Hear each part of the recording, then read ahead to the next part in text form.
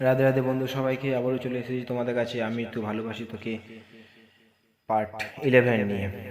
ঠিক আছে, বেশি দেরি না করে গল্পটা শুরু করা যাক। তানবীর শান্ত কণ্ঠে বলল, ওরা কি বলবে? তোর রেস্টুরেন্টের বেস্ট খাবারগুলো নিয়ে আয়, টেস্ট করে জানাচ্ছি। মেঘ আর বন্যা পাশাপাশি বসেছে, তানবীর মনোযোগ ফোনের দিকে। মেঘ বা বন্যা কারোর দিকেই তাকাচ্ছেন না। হঠাৎ কিছু ভেবে বন্যার দিকে তাকালেন। উদ্বিগ্ন কণ্ঠে প্রশ্ন করলো, এই মেয়ে, তুমি কি তখন গলা ব্যথা পেয়েছিলে? বন্যা থতমত খেয়ে তাকালো, কিঞ্চিত চাপা স্বরে বলল, জি না, ব্যথা পাইনি। মেঘ কপাল কুঁচকে প্রশ্ন করলো, কি হয়েছে রে? তানভীর নির্লিপ্ত প্রশ্ন, তোর বান্ধবী তোকে কিছু বলেনি? না, কি বলবে? মেঘ আর চোখে তাকিয়ে শোধালো। তানভীর বন্যার চোখে চোখ রেখে ছোট্ট করে আওড়াল, বলেনি কেন? মেঘ আবারও প্রশ্ন করে, কি হয়েছিল তোর? বন্যা চিবিয়ে চিবিয়ে উত্তর দিল, কিছু না, বাদ দে। মেঘ স্বাভাবিকের তুলনায় একটু বেশি রাগী, তার উপর আবেগী। বন্যা অ্যাক্সিডেন্ট করতে নিয়েছিল শুনলে কি থেকে কি বলতে শুরু করবে তার হিসাব নেই। তাই সামান্য বিষয়টা বন্যা মেঘের সামনে ভাসাতে চাইছে না। তানভীরও আর কিছু বলেনি, অন্যমনস্কভাবে বসে আছে। সচরাচর মেঘকে নিয়ে বাইরে কোথাও বের হওয়া হয় না।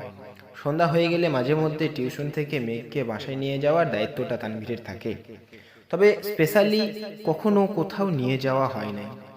মেঘ আশেপাশে নজর বোলাচ্ছে, দেওয়ালের কিছু কিছু আর্ট দেখে মুগ্ধতায় মন ছুঁয়ে যাচ্ছে। বন্যা মাথা নিচু করে বিড়বিড় করে বলল, আমি আসতে চাইনি এখানে, তুই কেন জোর করে নিয়ে আসলি আমাকে?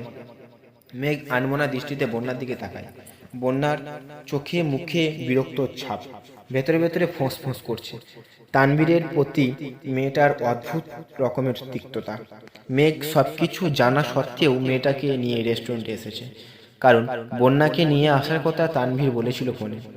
মেঘ মৃদু হেসে তানভীরকে প্রশ্ন করলো, ভাইয়া, আমাদের হঠাৎ রেস্টুরেন্টে নিয়ে আসার কারণ কি? তানভীর উদাত কণ্ঠে বলল, বন্ধু নতুন রেস্টুরেন্ট দিয়েছে, আমাকে কলেজের সামনে থেকে টেনে নিয়ে এসেছে। খাবারের মানের ব্যাপার আমরা থেকে তোর ভালো বুঝবি, তাই তোদের নিয়ে আসলাম। কিছু সময়ের ব্যবধানে রেস্টুরেন্টের বেস্ট বেস্ট আইটেম টেবিলে পরিপূর্ণ হয়ে গিয়েছে। তানভীর মেঘকে খাওয়ার জন্য ইশারাই করলো। মেঘও সঙ্গে সঙ্গে খাওয়া শুরু করলো। অযথা সময় নষ্ট করার মতো সময় হাতে নেই। বিকালে কোচিং পরীক্ষা আছে, এখনো পড়া কমপ্লিট হয়নি। মেঘ মনোযোগের সহিত খাবার খেলো। তানভীরের সামনে বসে খেতে বন্যার ভীষণ অস্বস্তি হচ্ছে। বারবার এপাশ ওপাশ নজর বোলাচ্ছে। কলেজ থেকে বেরিয়ে সোজা বাসায় চলে গেল। এখন এই অস্বস্তির মুখোমুখি হতে হতো না তাকে। ভেতরে ভেতরে নিজের প্রতি ক্ষুব্ধ হচ্ছে খুব। বন্যার অস্থিরতা বুঝতে পেরে তানভীর বিরক্ত নিয়ে শুধালো, আমি কি এখান থেকে উঠে যাব? বন্যা চমকে থাকে। তানভীরের সঙ্গে সঙ্গে চোখাচোখি হলেও দৃষ্টি নামিয়ে নিতে এক মুহূর্ত বিলম্ব হলো না।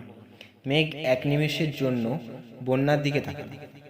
আড়ালে সর্বক্ষণ যাকে নিয়ে নির্থক অভিমত পোষণ করে, তার সম্মুখে বসে সাহস বদনে খাবার খাওয়া সহজ কাজ নয়।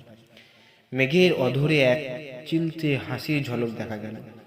নির্লিপ্ত ভঙ্গিতে বলল, তোমার কোথাও যেতে হবে না, বন্যা নিজের মতোই খেতে থাকুক, তুমি ওর দিকে তাকিও না। তানভীর গম্ভীর কণ্ঠে বলল, তোর বান্ধবীর দিকে তাকাতে আমার বয়ে গেছে। এমনভাবে ছটফট করতেছে মনে হচ্ছে আমি তার খাবার বিষ মিশিয়ে দিয়েছি। মেঘ ঈষৎ হেসে তানভীরকে স্বাভাবিক করার চেষ্টা করল। আয়েশার সাথে তানভীরের অনাঙ্কিত ঘটনার পর থেকে তানভীরের সব সময় মেয়েদের সাথে দূরত্ব রেখে চলে। মেঘ মিমি ছাড়া কারোর সাথে নিজের ইচ্ছেতে কথাও বলতে চায় না কখনো। বন্যা মেঘের বেস্ট ফ্রেন্ড হওয়ায় অনেক বছর যাবৎ বন্যাকে চিনি। বন্যার স্বভাব চরিত্র শান্ত হওয়ায় কখনো সেভাবে ধমক দেয় বা শাসন করার প্রয়োজনও হয়নি। তাছাড়া তেমনভাবে কথা বলার দরকারও পড়েনি। এতগুলো বছরের হাতে গোনা কয়েকবার কথা হলেও সেটা মেঘকে ঘিরেই রয়েছে। আজকে প্রথমবারের মতো বন্যার সাথে আলাদাভাবে কথা হয়েছে। তানভীরের চোখে মেঘ আর বন্যার মধ্যে বিশেষ কোনো পার্থক্য নেই, দুজনকে বোনের নজরই দেখে এসেছে। তানভীর চুপ করে খাবার শেষ করলো, বন্যার দিকে একবারের জন্য তাকায়নি। হঠাৎ আবির কল আসায় তানভীরের ফোনে কথা বলতে উঠে গেল।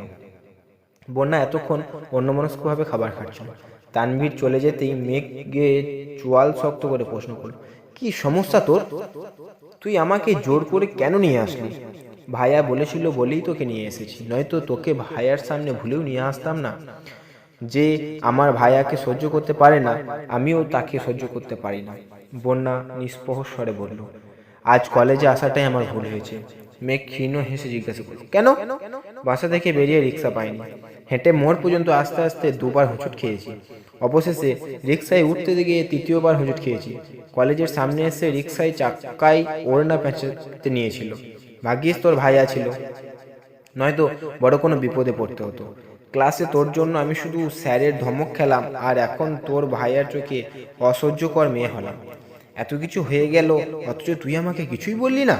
মেঘ শট রাগ নিয়ে বলল, বলার সুযোগ তো পাইনি। তোর ভাইয়া কি মনে করলো কে জানে। ভাইয়ার এসব কিছু মনে থাকবেই না।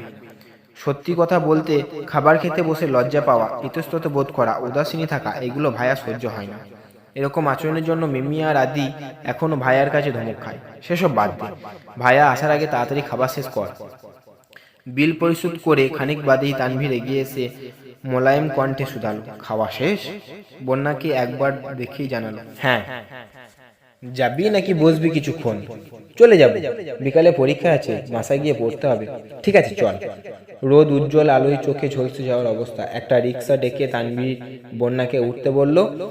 এতক্ষণ ইতস্তত বোধ করলেও তানভীরের এহেন আচরণে বন্যা অবাক না হয়ে পারল না। বোনের প্রতি ভাইয়ার দায়িত্ববোধ জন্মগতভাবেই খুব স্বাভাবিক বলা যায়।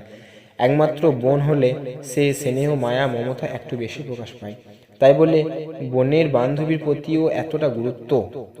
মেঘ আর বন্যা থেকে বিদায় নিয়ে চলে যাচ্ছে। মেঘ আর তানভীরও বাসায় চলে এসেছে। চলো আজকে এতটুকুই। রাধে রাধে বন্ধু সবাইকে। গল্পের শেষে লাইক, কমেন্ট, শেয়ার এবং সাবস্ক্রাইব করতে ভুলবেন না। রাধে রাধে, রাধে রাধে, রাধে রাধে।